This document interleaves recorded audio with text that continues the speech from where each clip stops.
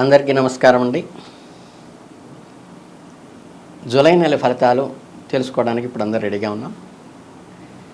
ఈ జూలై నెలలో ద్వాదశ రాశుల వాళ్ళ ఫలితాలలో ప్రధానంగా ఇప్పుడు మిథున రాశి యొక్క ఫలితాలు ఏమిటి, ఈ మిథున రాశి వారికి జూలై నెలలో ఉండే శుభ అశుభ ఫలితాలు ఎలా ఉన్నాయి, ఎలాంటి జాగ్రత్తలు తీసుకుంటే మంచి ఫలితాలు పొందుతారు అనే విషయాల గురించి ఇప్పుడు క్లుప్తంగా తెలుసుకుందాం. ప్రధానంగా మనకి జూలై నెలలో ఉన్నటువంటి ఈ రాశి ఫలితాలు, ప్రధానంగా జూలై నెలలో ఉన్నటువంటి రాశి ఫలితాలని తెలుసుకునే ముందు ఈ జూలై నెలలో గ్రహ సంచారం ఎలా ఉందో చూద్దాం. ముందు ఈ జూలై నెలలో జూలై 16 నుంచి ఏంటంటే రవి స్వస్థానం నుంచి ద్వితీయ స్థానంలోకి అంటే కర్కాటక రాశిలోకి మార్పు చెందుతున్నారు.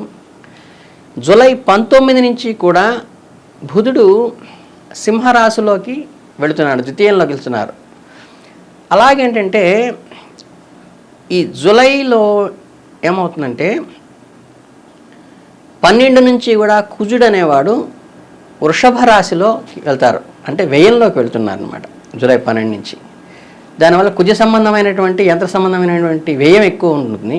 అలాగే శుక్రుడు, శుభగ్రహమైన శుక్రుడు జూలై 6 నుండి కూడా కర్కాటకంలోకి ద్వితీయంలోకి వెళ్తున్నాడు. అప్పటిదాకా స్వస్థానంలో ఉన్నవాడు కుటుంబ స్థానంలోకి వెళ్తున్నాడు. కుటుంబం నుంచి కూడా ఆదాయము శుక్రపరంగా మంచి కలిగేటువంటి ఇబ్బంది ఏం లేదు, మనకి పాజిటివ్గా వస్తుంది. అలాగే గురుడు వృషభ రాశిలో ఉండటం వల్ల ఏమవుతుందంటే ఆయన వ్యయంలో ఉన్నారు, మనకి ఆయన ఏం మార్పు ఉండదు. అలాగే శని కుంభరాశిలో నవమంలో ఉంటాడు, ఆయనలో కూడా మార్పు ఉండదు. అలాగే రాహుకేతువులు మీనరాశిలోకి ఉంటారు, వాటిలో కూడా ఎటువంటి మార్పు ఈ మాసం ఉండదు. కాబట్టి ఇకపోతే ప్రధానంగా ఈ మిథున రాశి వారికి ఈ మాసం యొక్క ఫలితాలు పై గ్రహ సంచారం వల్ల ఎలా ఉంటాయనేది క్రోడీకరించుకుంటే, ఎప్పుడైతే జూలై 12వ తేదీ నుంచి కుజుడు వ్యయరాశి సంచారంతో చిన్న తరహా ఏంటంటే ప్రతికూల ఫలితాలు పెరిగేటువంటి అవకాశం ఎక్కువగా ఉంటుంది. ప్రయత్నపూర్వకంగా కష్టపడి పట్టుదలతో పనిచేసి ఫలితాలని స్వీకరించాల్సిన విషయం ఆసన్నమవుతుంది. వృత్తిలో కానీ మన ప్రొఫెషన్లో కానీ ఉద్యోగంలో కానీ ఒత్తిడి కానీ శ్రమ కానీ కొంచెం పెరిగేటువంటి సూచన కూడా ఉంది.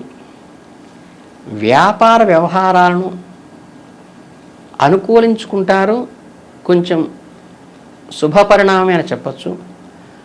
కుటుంబంలో ఒక వివాహ ప్రయత్నాలు ఏమన్నా ఉంటే నెరవేరుతాయి. ఆరోగ్యంకై చిన్న తరహా జాగ్రత్తలు మాత్రము తప్పనిసరి విషయం అవుతుంది. కనుక హెల్త్ కాన్షియస్ పెంచుకోవాలి. ఉద్యోగపరంగా ఈ నెలలో కొంచెం చిన్న చిన్న ఒడిదుడుకులు ఉండేటువంటిది, మనకి ఇబ్బందికరమైన పరిణామాలు కూడా సూచన మాత్రంగా చెప్పడం జరుగుతుంది. మీ పై అధికారులతో మాట్లాడేటప్పుడు కొంచెం జాగ్రత్తగా ఉండాలి. ఎందుకంటే కొంచెం అపార్థాలు చేసుకునేటువంటి ఆస్కారం ఈ నెలలో ఉంటుంది. కాబట్టి మన కుటుంబ పెద్దలు కానీ, మన గ్రామ పెద్దలు కానీ, ఉద్యోగంలో పెద్దలు కానీ, వ్యాపారంలో పైన వాళ్ళు కానీ మన అపార్థం చేసుకునేటువంటి సూచన ఉంది. ఈ నెలలో కొంచెం జాగ్రత్తగా ఉండండి. కొన్ని చిన్న చిన్న సమస్యలు కూడా కలిగేటువంటి అవకాశం ఉంది. మీకు కొంచెం ఓర్పుతో సంయమనంతో పాటిస్తే అవన్నీ కూడా అధిగమించి శుభపరిణామంగా మార్చుకోవచ్చు. ఈ నెలలో మీరు కొంతకాలం సుదీర ప్రాంతాలలో పనిచేయాల్సి రావటం, అనుకోకుండా ఇతర ప్రాంతాలకు వెళ్ళి స్టే చేయాల్సిన అవసరం కూడా ఏర్పడేటువంటిది ఉంది.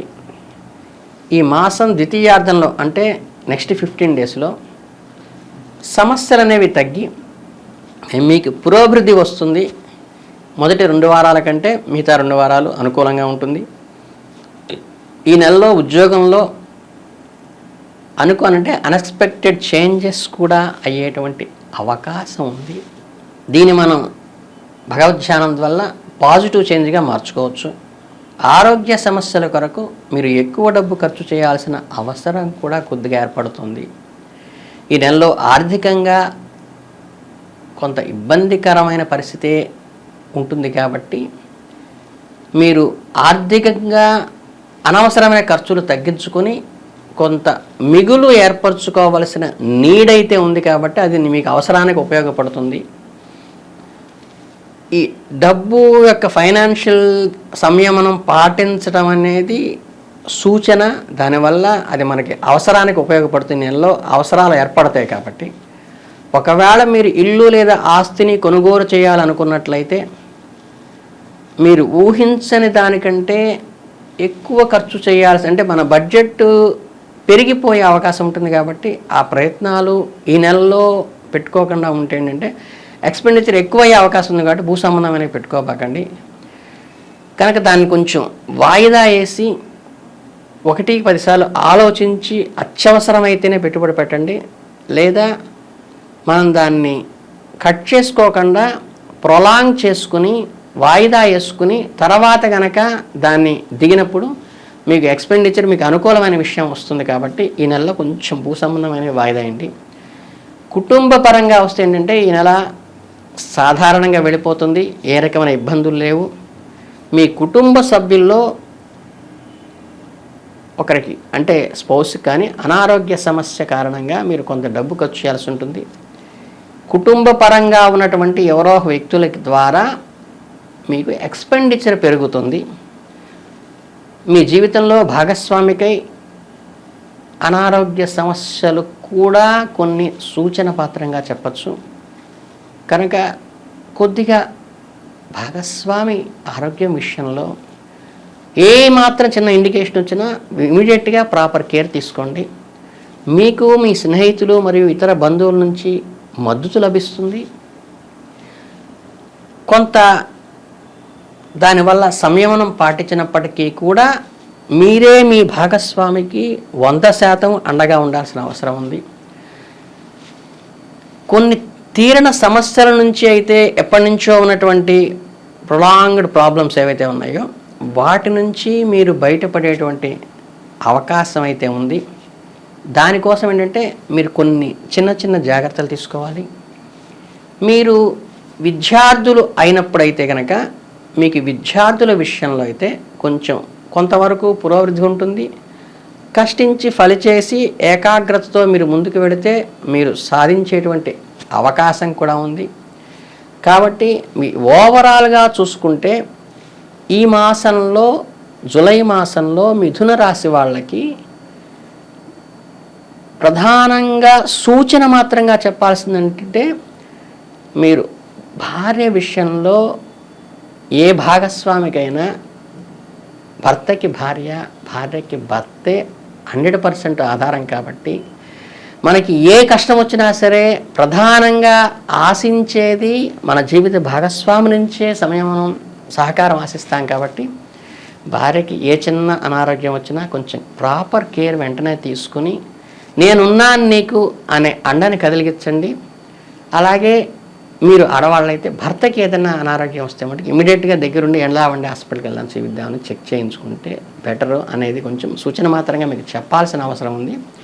అధికారులతో ఏంటంటే చిన్న చిన్న పొరపచ్చాలు ఏమన్నా మాట పొరపచ్చాలు వచ్చే అవకాశం ఉంది. కాబట్టి పెద్దవాళ్ళ దగ్గర మీకు పెద్దలు అనుకునే వాళ్ళ దగ్గర అధికారుల దగ్గర కొంచెం సమయం పాటించాలి. ఈ 2 జాగ్రత్తలు తీసుకుంటే మిగతావన్నీ కూడా చక్కగా ఉంది, అనుకూలంగా ఉంది. భూ సంబంధమైనటువంటి ఖర్చులు కూడా ఈ నెలలో వాయిదా వేయండి.